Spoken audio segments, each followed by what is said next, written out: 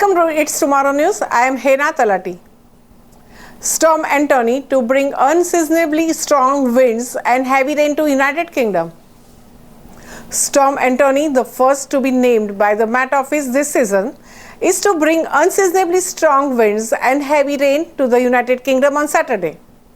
The storm will hit the United Kingdom from late Friday night and into the Saturday. Rain wind warnings have been issued for Northern Ireland and parts of the southwest Britain respectively. North Ireland will experience heavy rain from the early hours of the Saturday morning, while parts of the Wales and southwest and coastal southern England will experience strong winds. The Met Office's Chief Meteorologist Steve Wellington said the storm would bring potentially disruptive weather as it moved from west to east. Northern Ireland is likely to see some of the highest rainfall totals, with 40 to 60 millimeters falling in some spots, but 20 to 30 millimeters more widely. Away from the warning area, we will still see very wet day, especially in the North Wales and North England. He said the strongest winds would affect parts of the southwest England and southwest Wales, with the gust reaching more than 60 miles per hour.